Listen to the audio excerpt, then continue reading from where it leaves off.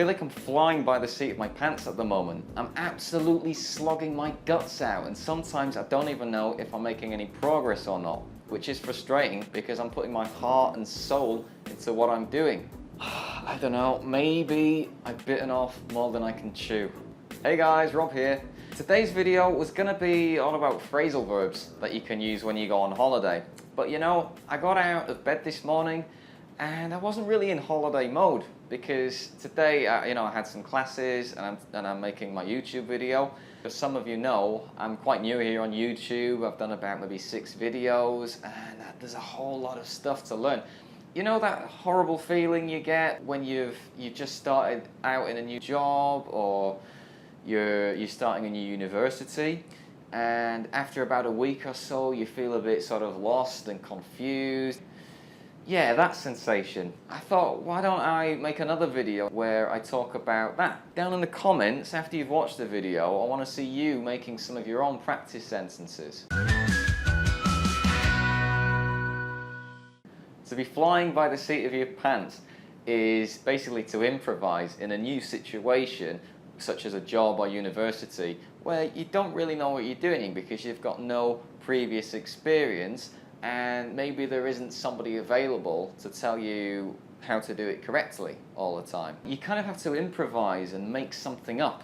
When I started my first job at Burger King when I was in my teens, I had a whole bunch of stuff to learn. There wasn't always somebody there to show me how to do it. I had to learn how to clean the place, I had to learn how to make about 20 different sandwiches, I had to learn how to handle customers, and I was convinced that any moment the boss was going to come in and go, "What is this idiot doing working here? Get him out of here." I kind of feel the same with YouTube at the minute, because I'm learning all these new skills, like how to use camera gear, audio equipment, and then what to do with it. Also like video editing. I've never done this stuff before, so sometimes I just have to create a solution on the spot. Flying by the seat of my pants. Here's an example sentence.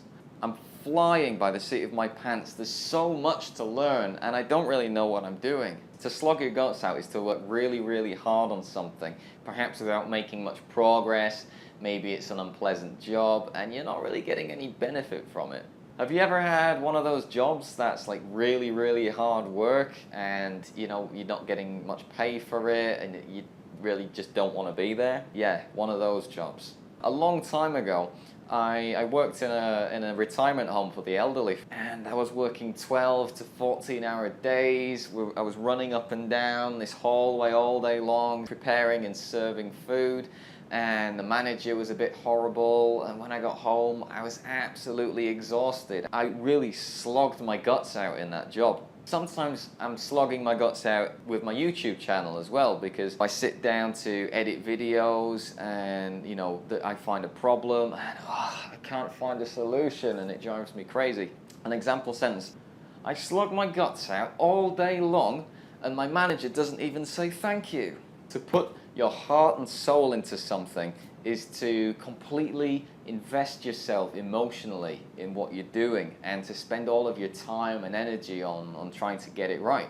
If you do anything creative, you'll know exactly what I'm talking about, whether it's playing music or creative writing. This comes easiest with things that we really enjoy doing. I used to play in a band when I was in my teens, and I would spend hours and hours trying to write the perfect lyrics for our songs that expressed exactly what I wanted to say. I really poured my heart and soul into it. I'm trying to do this again with my YouTube videos because I want them to be good so that I can help you guys with your English.